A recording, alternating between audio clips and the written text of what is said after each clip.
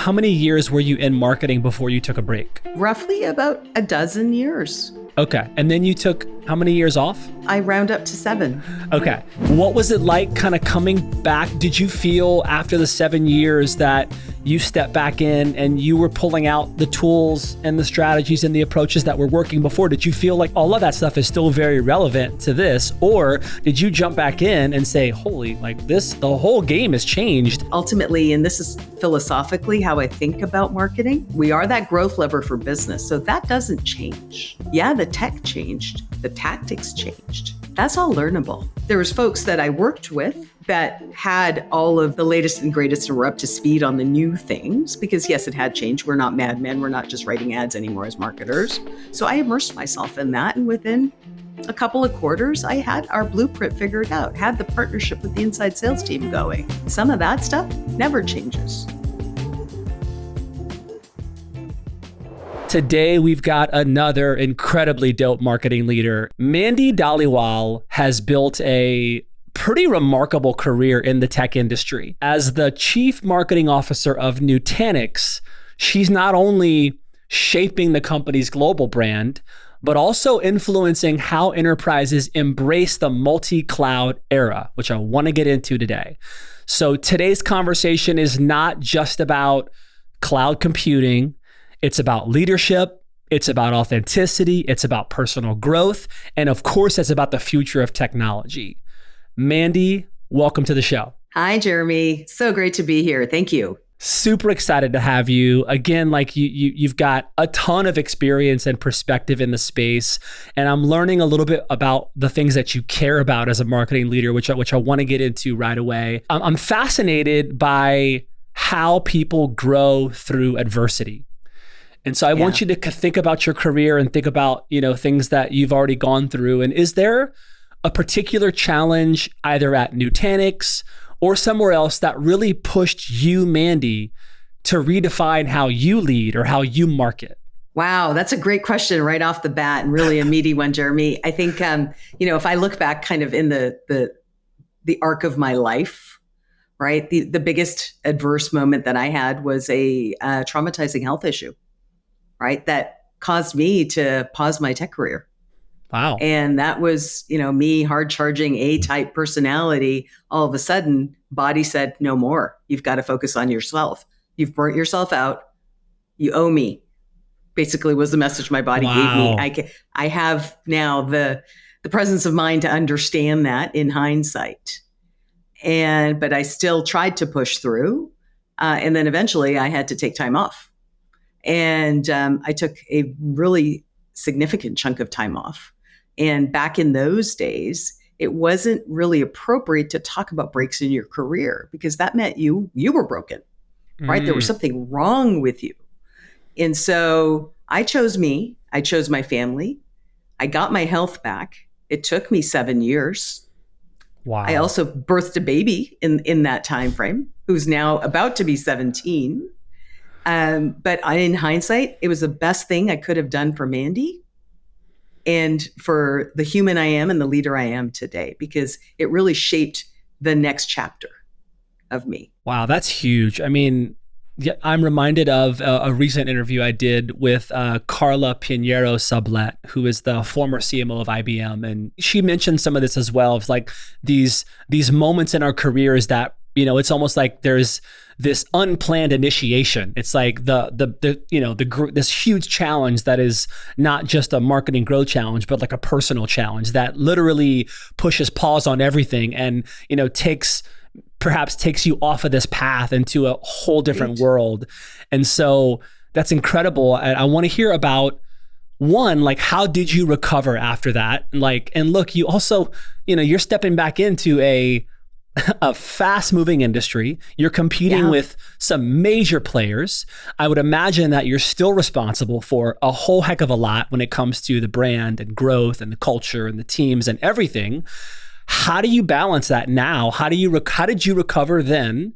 And then how do you ensure that you're taking care of yourself now? Because this is the things that CMOs want to hear about and don't always talk about is like, how do I do this? I can feel my body redlining. I can feel my relationship suffering. I can see things changing. And all of a sudden I'm responsible for the board and the stakeholders and my team. Yeah. And all of a sudden now I'm out and I can't work. Yeah. I really frame this and how I think about it is 2 chapters of my career. One was the really kind of building myself up and learning and immersing myself in as much as I could. I came to Silicon Valley from Canada. And I came here to play in the big leagues of tech. So I've always been a very mission-driven, ambitious person.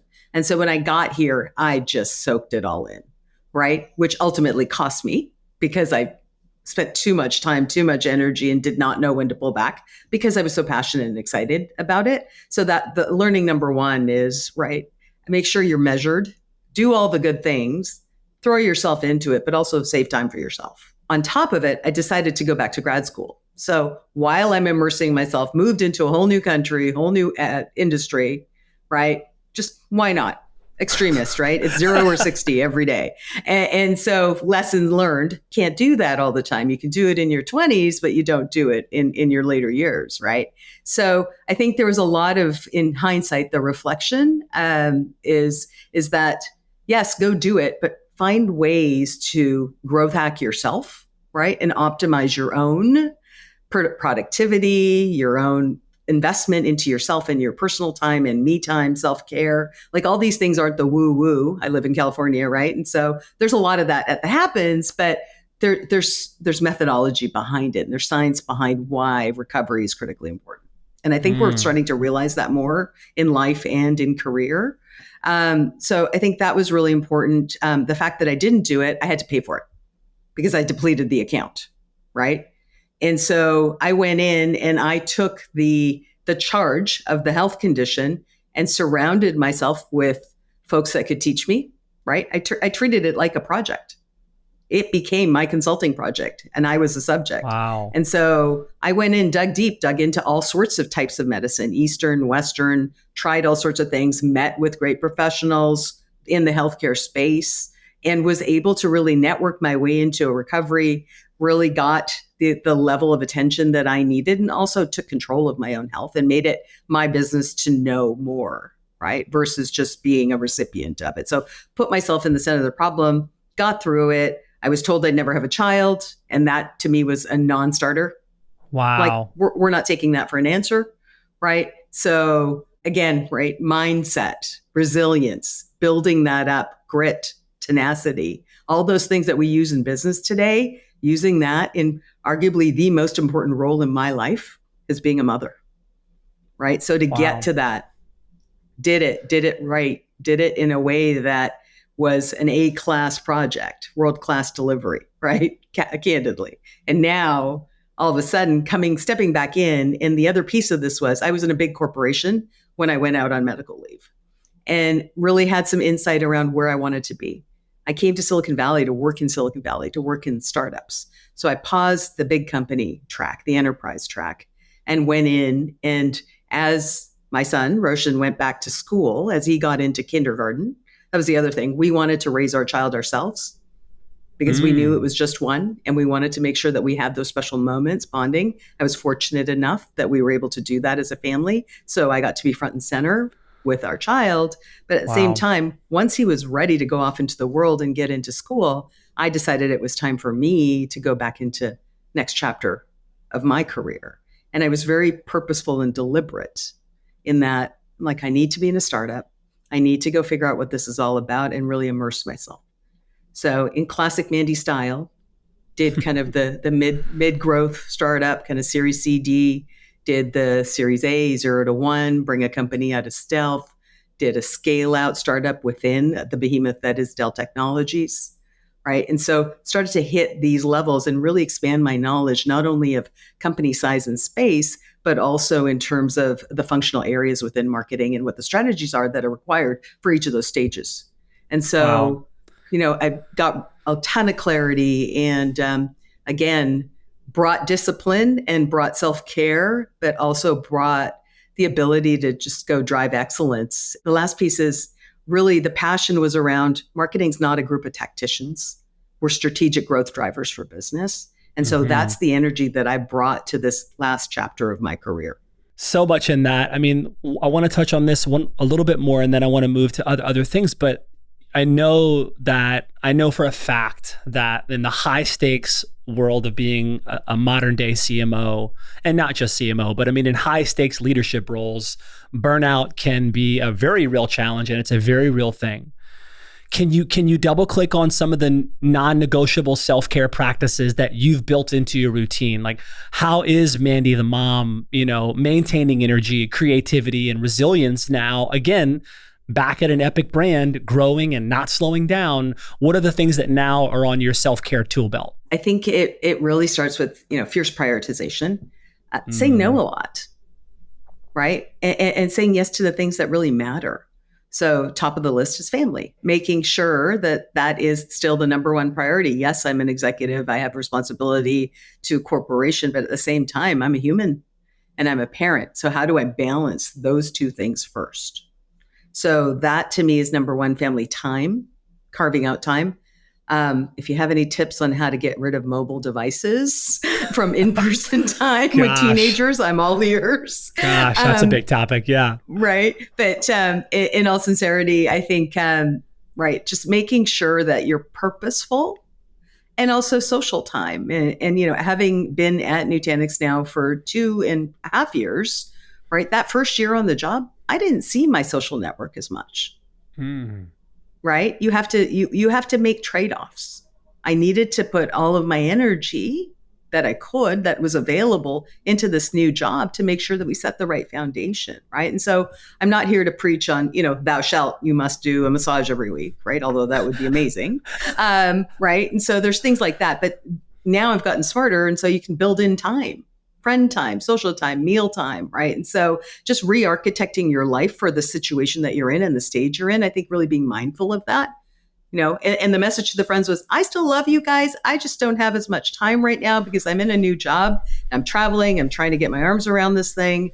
And, let's get together for quality versus quantity, right? So people in your life understand they're a huge part of your network, your support system, but at the same time, there's another priority in my life. And it's not a knock against them. It's just, I have to go do this right now. So I want to be clear.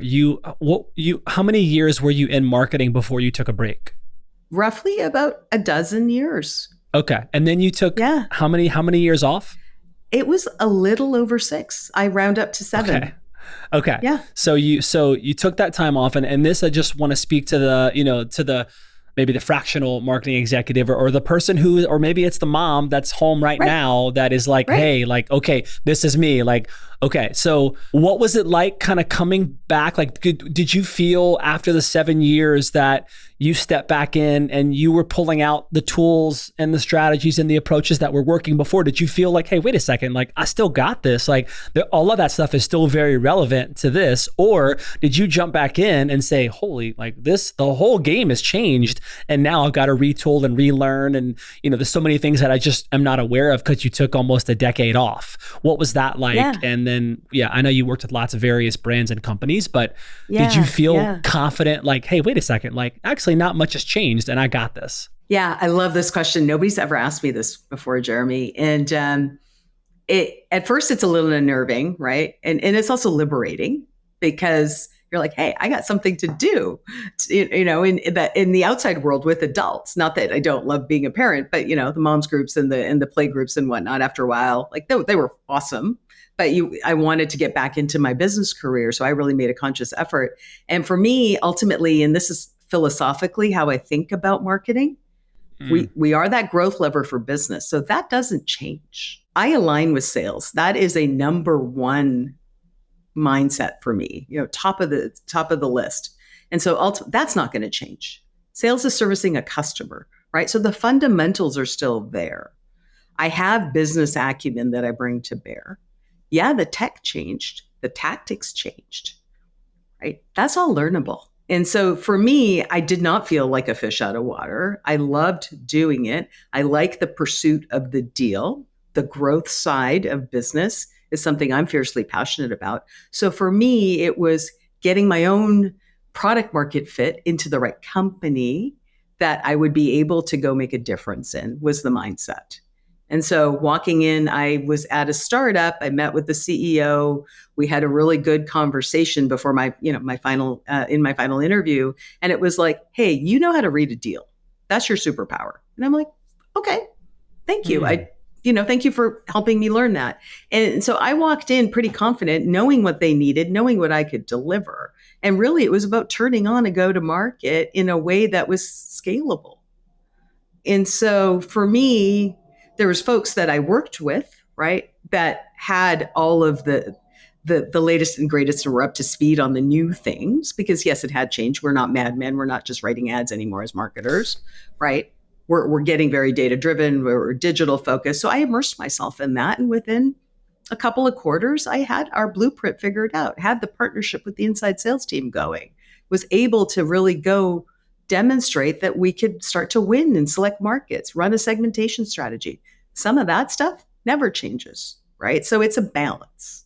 You led me to the trail of breadcrumbs to the next interesting thing. And you talked about this a little bit before in other interviews, but I want to hear it for our audience here. And yeah, something else I'm just seeing a lot more of now is this, the CMO role is becoming much more integrated with other business functions, right? I mean, the ELT, now having interviewed like so many interesting folks on the ELT, like I see how important it is to collaborate with the CTO and the CFO and certainly the CRO, et cetera, et cetera. Yeah. And I watch these teams at the top at some pretty amazing brands and some other unknown but up and coming brands. I'm like, wow, like the way that you all communicate, like how you bring your CFO into the ad meeting and you bring, there's so many interesting things that are happening. And I'm already assuming that you're paying attention to this as well.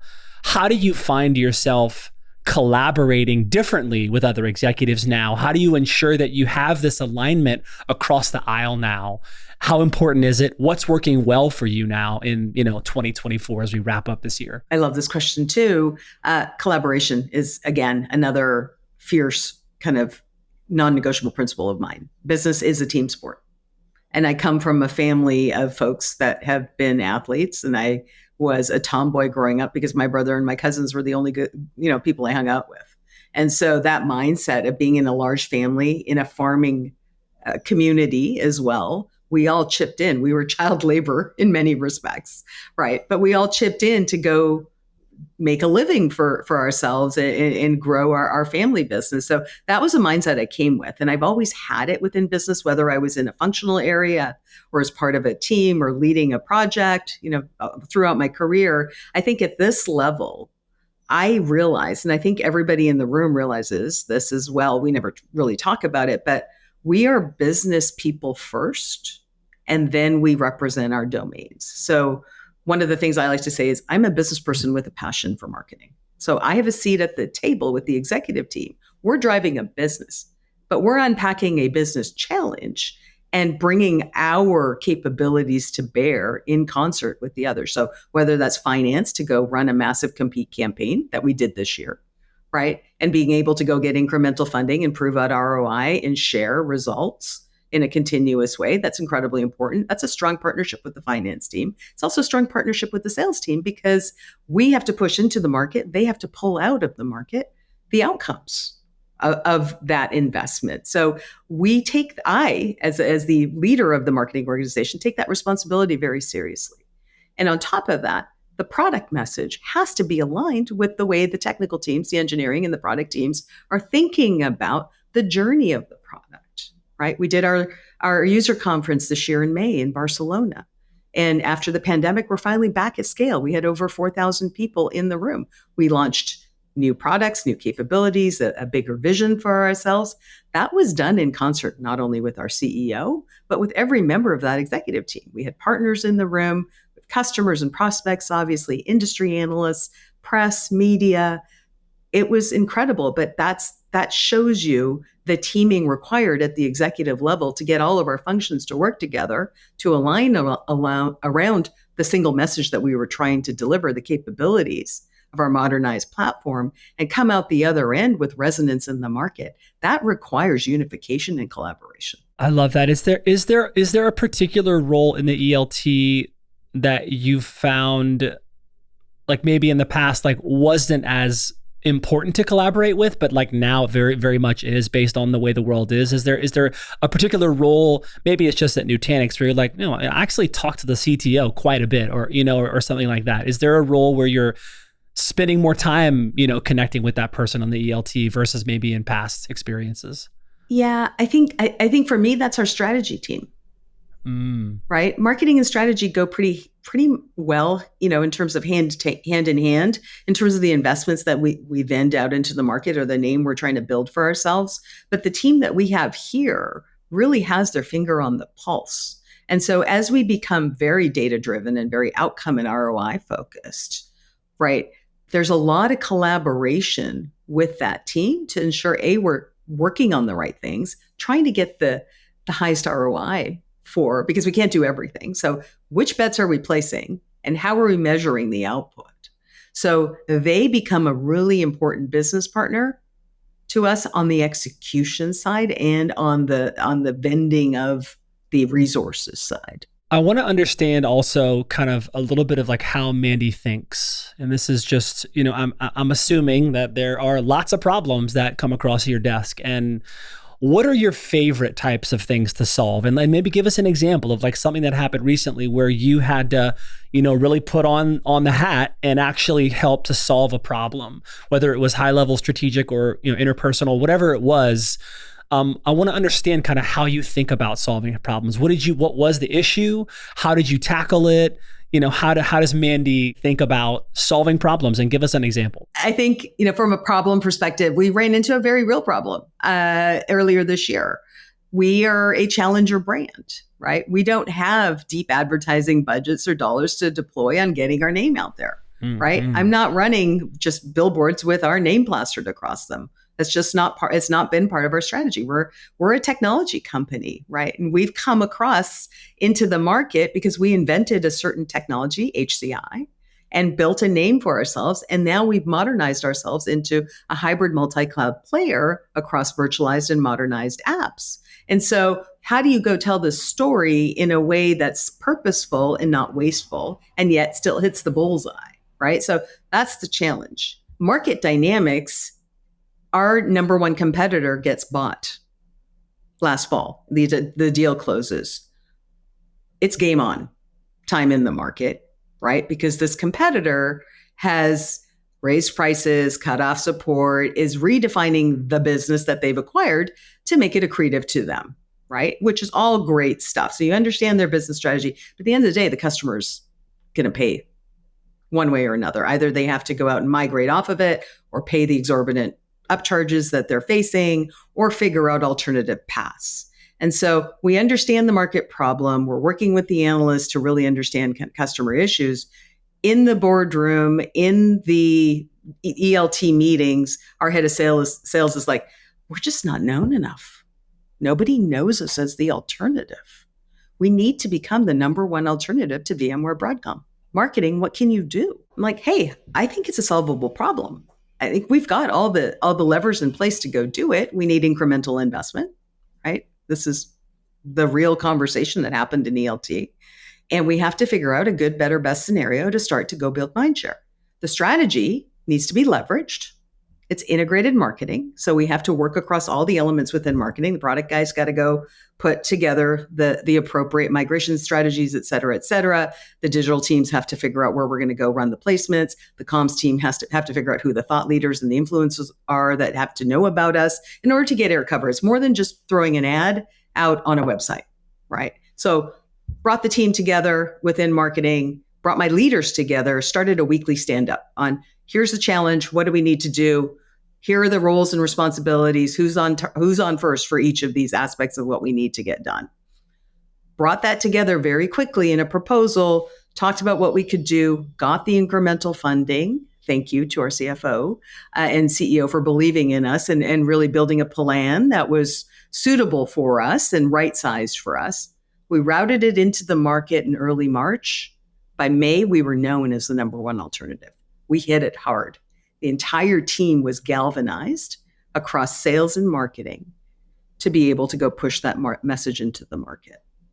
And we're still riding that wave.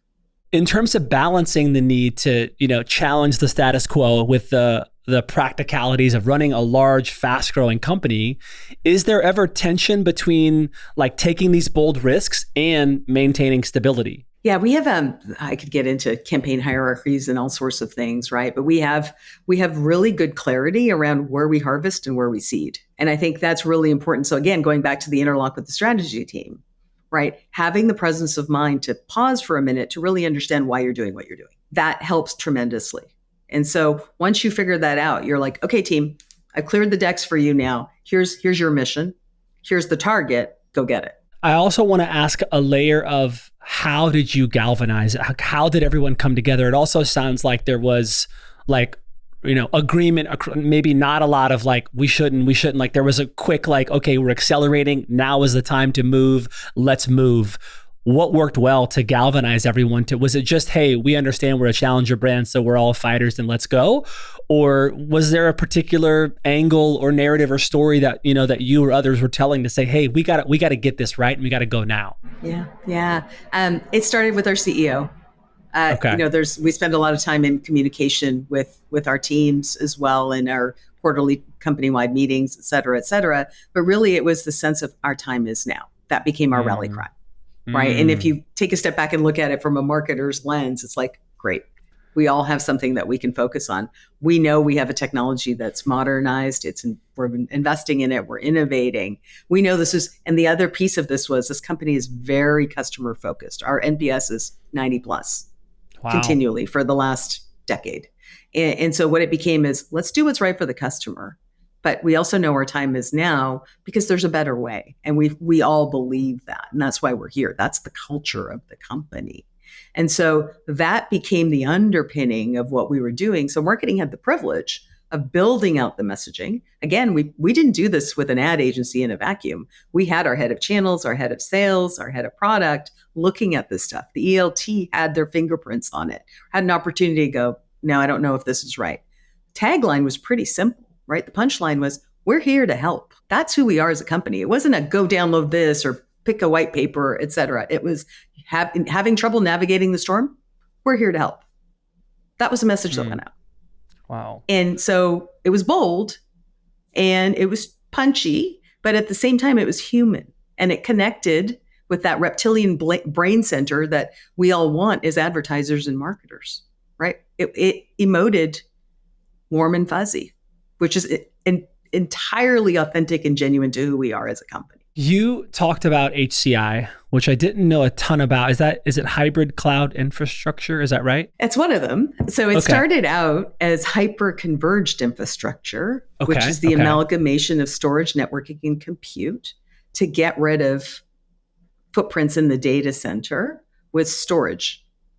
And so, again, I started my career in the Valley in disaster recovery and in storage. So having understood that, HCI was an innovation to become more efficient and drive more cost efficiencies in a simple, elegant, flexible platform that was open to be able to go do to run infrastructure. And so that was wave one of this company. We were a hardware appliance company. We have now transitioned to become a software and most recently a subscription company. So that's the underpinning of our business.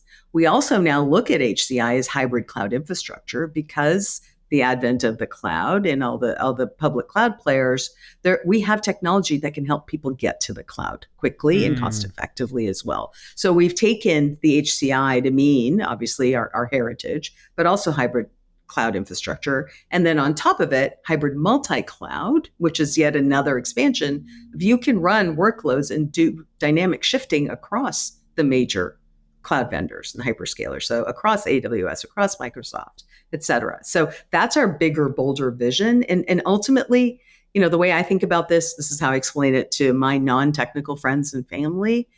So we're the underpinning of how modern businesses run. You can trust us to run your mission critical apps, your new customer facing apps, whatever it is. We're the platform that you can rely on to go run this stuff that you need to go work on your business. Let us handle that piece of it. We're the experts. Do you find, I mean, obviously, you're competing against a lot of big brands. We've talked about that. We don't have to mention them.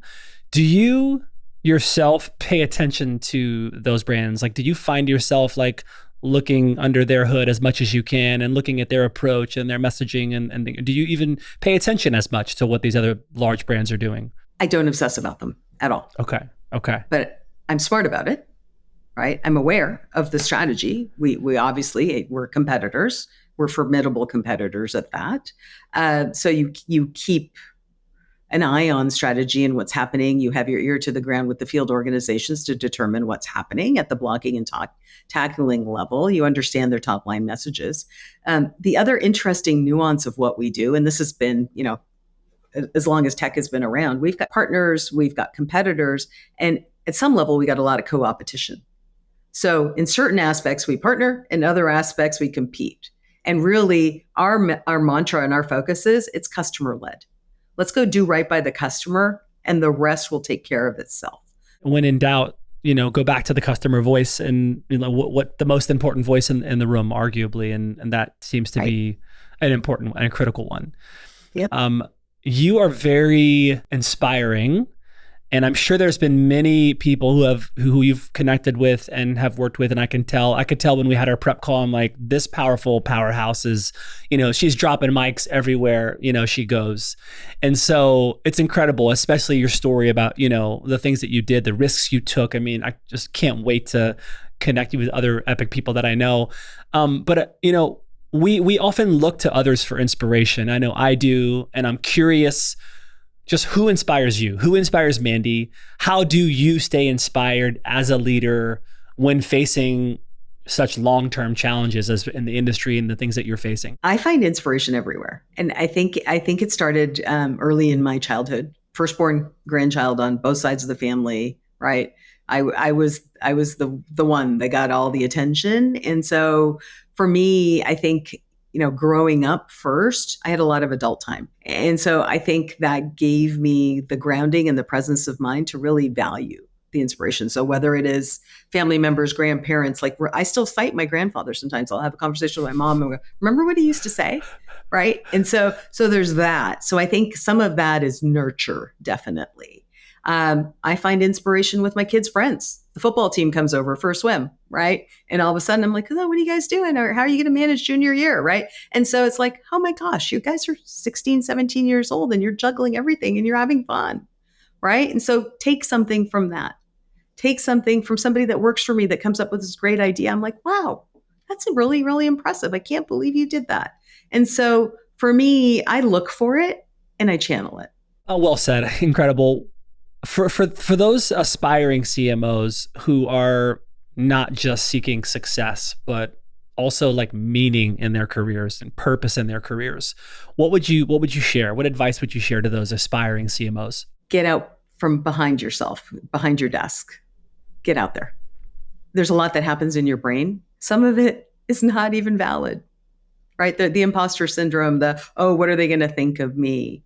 Right. And particularly within marketing, we have a lot of women in marketing. And so we come with all these preconceived notions. At the end of the day, know to turn that off, that little voice, and go get the information, be data-driven, lean in, ask smart questions, do your homework, right? But also be a part of something. Don't sit there and wait. If you really want to rise up in an organization, go solve hard problems. It's worked for me my entire career. Incredible. As we're at the final 60 seconds of a conversation that I truly wished was much, much longer, let's kind of think about the future of cloud marketing. And, if we're having this conversation 5 years from now, in your opinion, in your perspective, what will have fundamentally changed about how we market cloud and enterprise technologies? Like, what trends or shifts do you see on the horizon that are getting less attention, but maybe have enormous potential? I think for us, we are most definitely being disrupted by generative AI. I keep talking about our websites not even being needed anymore. Who needs a flat file directory of things that you navigate? This is probably part 2 of our conversation. I'm giving you a teaser, Jeremy. Yes. But honestly, like the whole way we operate and drive and interact with brands is about to change. It's exciting. Fully agree with you there. This has been an exceptional, Mandy. I'm so honored that we had time, we made it happen. Your people and our people, we love you all. Thank you for making space. And Mandy, I mean, you're the type of executive that I know I'll be paying attention to. And Nutanix, I know, is not slowing down. So shout out to the whole squad there. I'm sure there's a dream team that's supporting the vision there. But just really grateful you took time today. Thank you so much for being a part of this opportunity in this show. It was an absolute pleasure, Jeremy. You made it so easy. Thank you. I'm happy to come back again whenever you want. Let's do a round two for sure. Absolutely.